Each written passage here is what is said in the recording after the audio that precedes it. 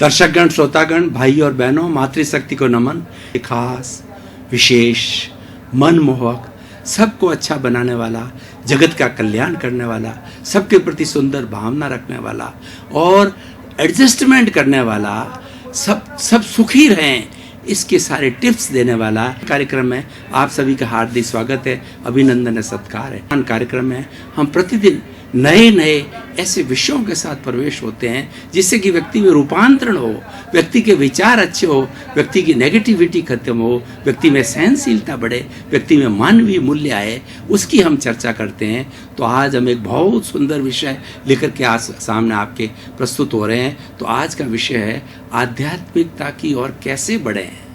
भाई और बहनों, दर्शकगण, श्रोतागण, बहुत ही सुंदर विषय है और विषय पर घंटों घंटों पर लंबी चर्चा की जा सकती है, लेकिन समय की अल्पता को देख करके मैं मुख्य रूप से इस विषय पर सांगोपांग विश्लेषण करना चाहूँगा कि आध्यात्मिकता। देखिए, हमारे सामने दो तरह के जगत है। एक तो बाह्य जगत है, जब आँख खोल करके देखते हैं तो हमारे सामने बाह्य जगत हमारे सामने दिखाई देता है, और दूसरा आँख बंद करके देखते हैं तो हमारा भीतरी जगत प्रारंभ होता है।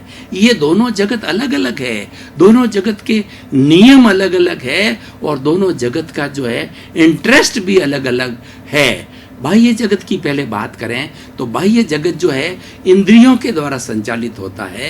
हमारी 5 इंद्रियां है, स्पर्श, रसन, घ्राण, चक्षु, श्रोत्राणी, इंद्रियाणी। ये 5 इंद्रियां जो है ये किसी व्यक्ति का चेहरा देखती है, कोई अच्छा स्वाद लेती है, कोई किसी से अच्छा स्पर्श करती है, कोई अच्छा कलर देखती है आँख से, तो उससे सारा जाकर के ये बाहर का जगत होता है और उसी के अनुसार क्रिया होती है और प्रतिक्रिया होती है।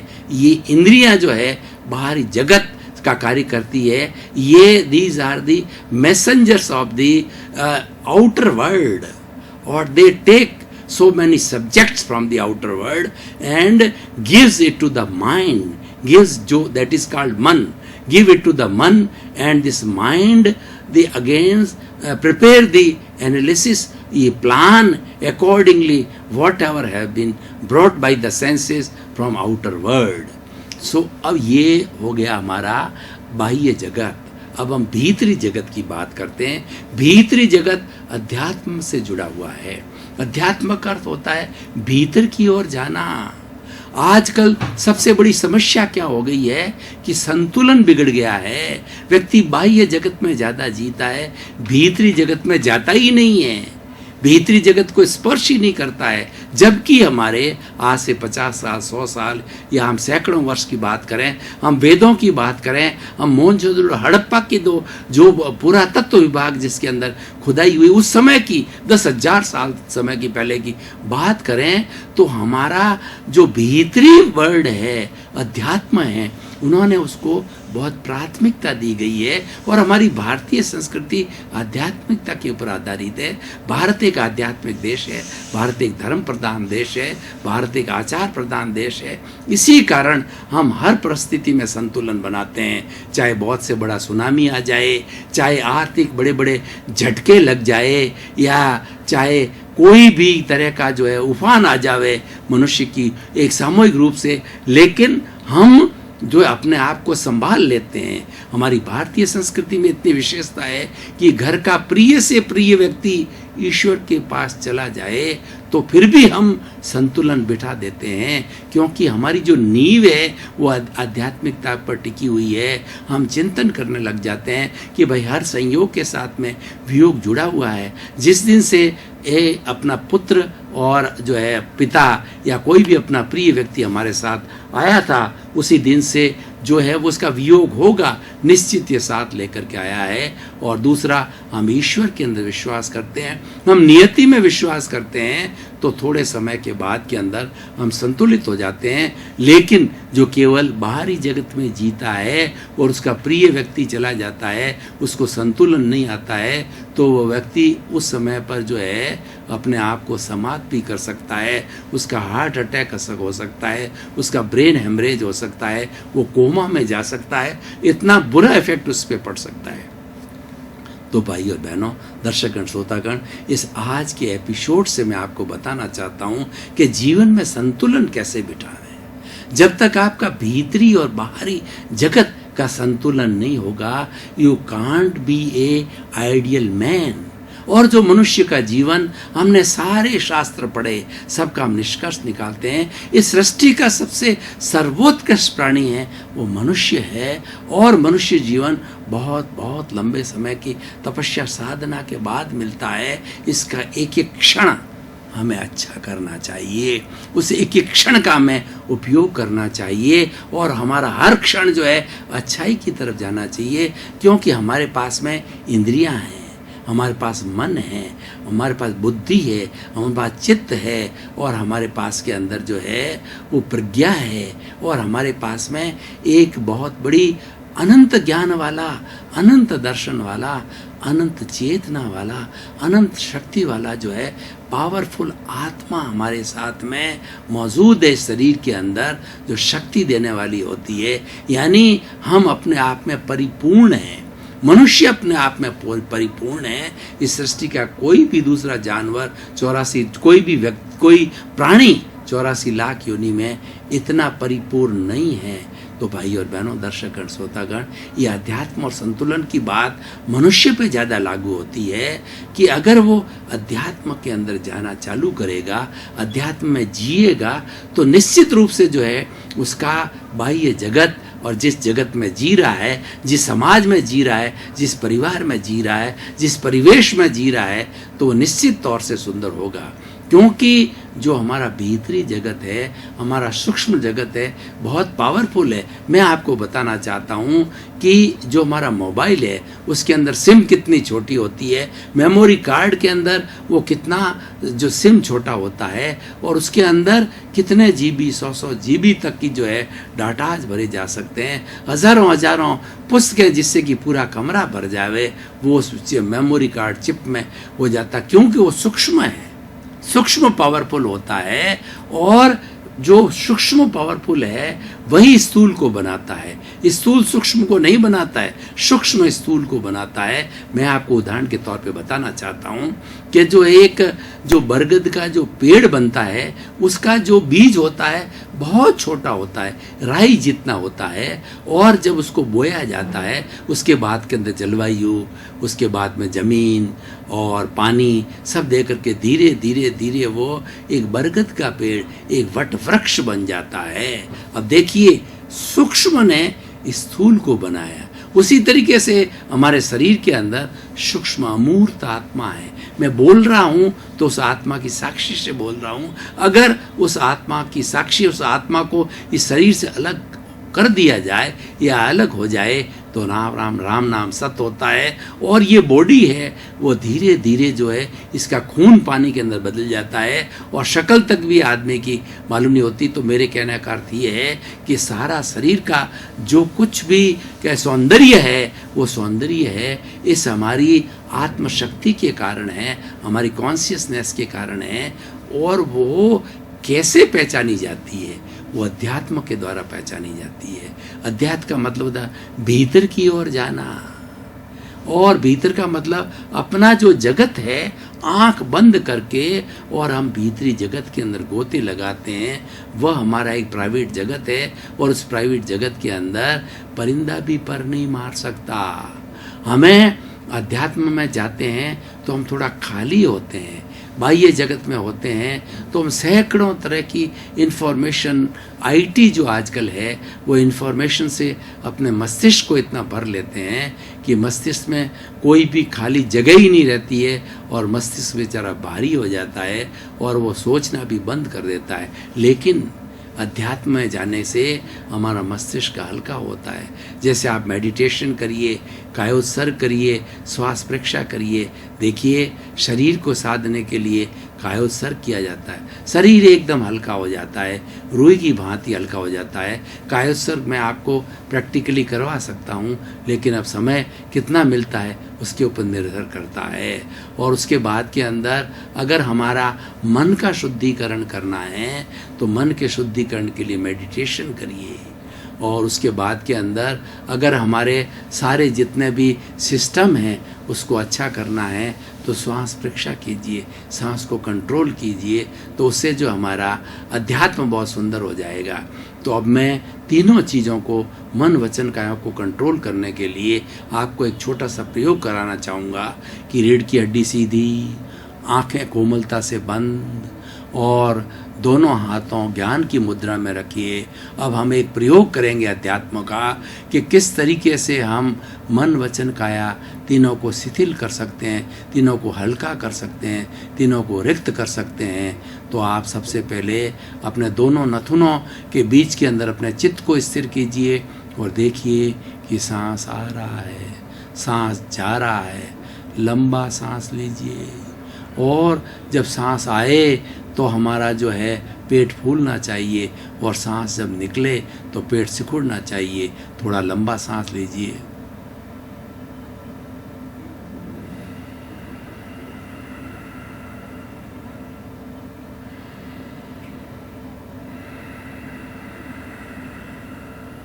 श्वास की परीक्षा कीजिए कि श्वास लंबा, गहरा, समतल, शिथिल, श्वास शिथिल हो गया है।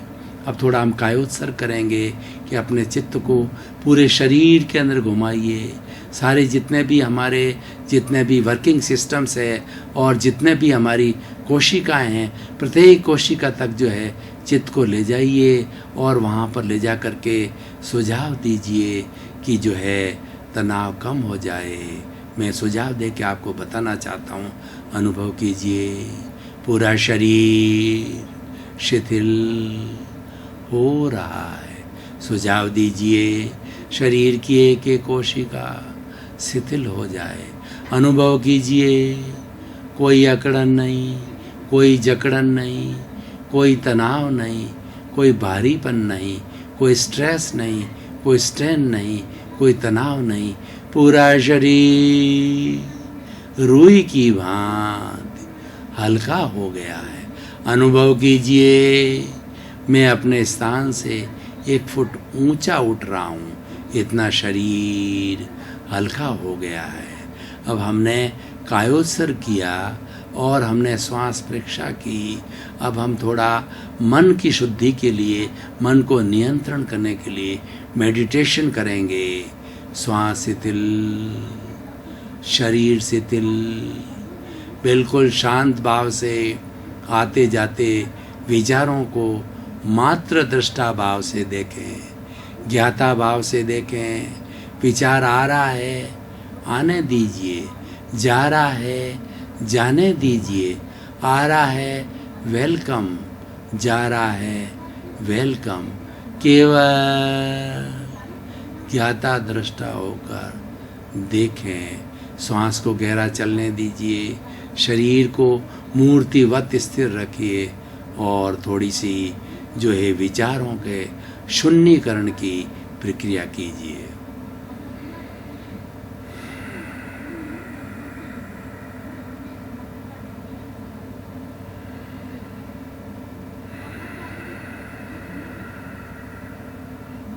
हम अनुभव करेंगे। अब आंखें खोल दीजिए, धीरे धीरे अपने मूल की स्थिति में आइए। हम अनुभव करने लग जाएंगे कि शरीर एकदम हल्का हो गया है, श्वास एकदम शिथिल हो गया है और हमारा जो मस्तिष्क है, हमारा मन है, वो सारे विचारों से खाली हो गया है। ये स्थिति आनंद की स्थिति है। आनंद भीतर है बंधुओं, आनंद बाहर नहीं है। जब कस्तूरी मृग के जो है नाभि के अंदर कस्तूरी होती है और वो कस्तूरी जब फूटती है तो वह खुशबू देती है और चारों तरफ खुशबू फैल जाती है। तो हिरण क्या है, उस खुशबू की प्राप्ति करने के लिए इधर उधर तेज भागता है। उसको ये ध्यान नहीं है कि ये कस्तूरी की सुगंध है जो मेरी नाभि में है। तो इस तरह से ये मृग तृष्णा है। हम भी वैसा ही कर रहे हैं कि हम सुख को, आनंद को बाहर ढूंढ रहे हैं, वो बाहर नहीं है। भाई और बहनों, मनुष्य जीवन का सार हर व्यक्ति ये चाहता है कि मेंटल पीस रहे। सबसे बड़ा सुख है हमारी मेंटल पीस है। चाहे आप करोड़पति बन जाइए, चाहे अरबपति बन जाइए, चाहे आप भारत के राष्ट्रपति बन जाइए, भारत के प्राइम मिनिस्टर बन जाइए, चाहे कितने प्रभावशाली व्यक्ति बन जाएंगे, लेकिन आप चाहेंगे कि मेंटल पीस बनी रहे और जो भीतर विचारों का जो आने ताने का फालतू तांता है वो बंद हो जाए। ये सारी चीज़ें अध्यात्म में आएगी। हमें आनंद लूटना है तो अध्यात्म में जाइए, भीतर की ओर जाइए। भीतर खजाना भरा पड़ा है।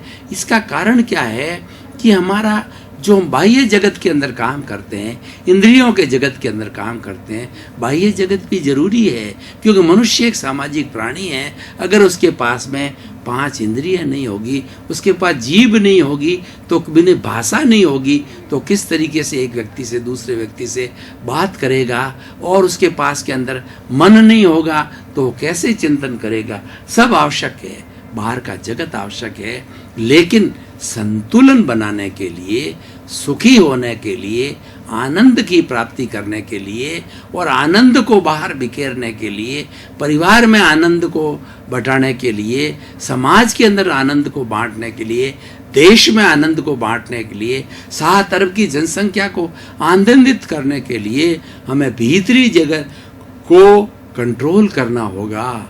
जो भीतरी जगत के अंदर राग द्वेष को सम किए हुए हैं, जो स्थित प्रज्ञ हैं, जिनकी प्रज्ञा जागृत हो चुकी है, उनका तीसरा नेत्र जिसका खुल गया है और वह बिल्कुल राग द्वेष रहित होकर के समता भाव के अंदर आ गए हैं, ऐसा व्यक्ति जो है दूसरे को शांति दे सकता है। मैं आपको उदाहरण देना चाहता हूँ कि भगवान महावीर का समोसरण होता है, वहाँ शेर भी आता है, वहाँ बिल्ली भी आती है, वहाँ कुत्ता भी आता है, वहाँ चूहा भी आता है, वहाँ पे मनुष्य भी आते हैं, देवता भी आते हैं। क्यों? क्योंकि भगवान महावीर ने अपने आप को इतना साध लिया है, वो केवल ज्ञानी बन गए हैं, वो तीर्थंकर बन गए हैं, उनके राग द्वेष होता ही नहीं है, उनमें क्रूरता समाप्त हो गई है, उनके अंदर समभाव आ गए हैं। तो समभाव की स्थिति को प्राप्त करने से हम जो है वो एक अच्छे परिवार का निर्माण कर सकते हैं, एक अच्छे समाज का निर्माण कर सकते हैं, एक अच्छे देश का निर्माण कर सकते हैं, एक अच्छे विश्व का निर्माण कर सकते हैं। वह सारा निर्माण हमारे भीतर में होगा। परिवर्तन भीतर होता है, बाहर नियंत्रण होता है। अगर हम किसी व्यक्ति पर मात्र नियंत्रण करना चाहते हैं तो पुलिस के द्वारा हो सकता है, और जज जो जजमेंट देते हैं उसके द्वारा हो सकता है, भय के द्वारा हो सकता है। लेकिन हम उसमें रूपांतरण करना चाहते हैं, उसको अच्छा इंसान बनाना चाहते हैं, उसको भय रहित बनाना चाहते हैं, तो हमारे भीतर जो है सब्लिमेशन होना चाहिए, हमारे भीतर जो है रूपांतरण होना चाहिए। रूपांतरण जो होता है सबकॉन्शियस माइंड में होता है, और वहाँ पे तेजस शरीर है, वहाँ पर लिंग शरीर है, वहाँ पे ल्यूमिनस बॉडी है, वो बहुत बड़ी फैक्ट्री है। वहाँ पे लेश्याएँ हैं, तेजो पद्म शुक्ल और कृष्ण नील कापोत लेशा हैं, वो कलर्ड वाइब्रेशंस हैं। ये अपने आप में एक बहुत बड़ा टॉपिक है। उस टॉपिक के अंदर मैं जाऊंगा तो घंटों घंटों तक लग जाएंगे। मैं तो बात करना चाहता हूँ कि अध्यात्म एक ऐसा विषय है, इसकी तरफ हम बढ़ना चाहिए, और उस तरफ बढ़ने के लिए मैंने आपको छोटे छोटे टिप्स बताए, सूत्र बनाए, और हर व्यक्ति को, हर जो है मानव को, 7 अरब की जनसंख्या को जो है वह सूत्र सीखने चाहिए। उससे क्या होगा कि हम केवल एक जगत में जिएंगे तो हमारा अधूरा जीवन होगा, और हमारा भीतरी जगत जिसके अंदर सारा खजाना भरा पड़ा है, वह खजाना बिना ढूंढे ही हो जाएगा। उस खजाने को ढूंढने के लिए सदियों की सदियों लग जाती है, जन्म जन्मांतर लेने पड़ते हैं। वो इतना बड़ा अनंत अनंत खजाना है जो भीतर छिपा पड़ा है, वह अध्यात्म के द्वारा ही जागृत होगा। अब भाई और बहनों, जैसा कि हमारा पुनरुत्थान कार्यक्रम का नियम है कि हम उस टॉपिक को, उसकी रिलीवेंस को, उसकी सामाजिक उपयोगिता को, उसकी प्रासंगिकता को आज के सिनेरियो से जोड़ते हैं। आज का वर्तमान में क्या चल रहा है कि वर्तमान में आपाधापी है, वर्तमान में आदमी बहुत दुखी है, वर्तमान में आदमी बहुत टेंशन में है, पैसा बहुत कमा लेता है, बाहर के कार के साधन, बंगले के साधन, अच्छे भोजन के साधन, ड्राई फ्रूट्स वगैरह और इतनी सुविधाएं खड़ी कर देते हैं, लेकिन भीतर बहुत अशांत है, उसको नींद नहीं आती, वो नींद की गोलियां खाता है और उसको इतनी अशांति है, भीतर सुलग रहा है। उस सुलगन को, उस ज्वाला को बंद करने के लिए व्यक्ति को आध्यात्म में जाना चाहिए, भीतर जाकर मेडिटेशन करना चाहिए, श्वास प्रेक्षा करनी चाहिए और इसके सैकड़ों प्रयोग है, कायोत्सर्ग किया जाना चाहिए और भी बहुत सी बातें हैं भीतर जाकर करने की और अनुप्रेक्षा की जानी चाहिए। जो चीज़ हमारे अंदर कमी है, जैसे क्रोध का आता है ज़्यादा, तो हमें क्रोध को समन करने के लिए उपशमन की जो है अनुप्रेक्षा करनी चाहिए। वह शक्ति हमें भीतर से मिलती है, क्योंकि भीतर हमारा जो शुद्ध आत्मा भगवान विराजमान है, हमारा ईश्वर विराजमान है, वो सर्वशक्ति संपन्न है। जो हम उससे मांगेंगे वो हमको तुरंत मिल जाएगी, लेकिन वो मिलेगी कब? जब हम उससे साक्षात्कार करेंगे। साक्षात्कार बाहर नहीं है, ईश्वर का साक्षात्कार भीतर है। आप 33 करोड़ देवी देवताओं के पास में घूम के आ जाइए, उनके मंदिरों के अंदर जाके आ जाइए, लेकिन आखिर आपको साक्षी अपने भीतर विराजमान शुद्ध आत्मा भगवान से करनी पड़ेगी। तो मैं आज ये कहना चाहूँगा कि आज के सिनेरियो के अंदर इतनी बड़ी अनैतिकता, घूसखोरी, आतंकवाद और ये भाई भतीजावाद और ये डर्टी पॉलिटिक्स और ये रेप, ये सारे जो हो रहे हैं, ये मात्र बाह्य जगत में जीने के कारण हो रहे हैं, इंद्रिय जगत के अंदर जीने के कारण हो रहे हैं। व्यक्ति अधूरा जीवन जी रहा है, व्यक्ति इंद्रिय लोलुप हो रहा है। उस लोलुपता को समाप्त करने के लिए, संतुलन बनाने के लिए उसको अध्यात्म में जाना पड़ेगा। और हम तो आर्यों की संतान हैं, हम अत्यंत भाग्यशाली है कि हमने ऐसे देश के अंदर जन्म लिया जहाँ पर चारों तरफ अध्यात्म बिखरा पड़ा है। भाई और बहनों, दर्शकगण, श्रोतागण, आपका बहुत बहुत धन्यवाद। विक्रम आपको जो है आपके प्रति मंगल भावना, शुभ कामना करते आए कि आपका जीवन आनंदमय हो, मंगलमय हो।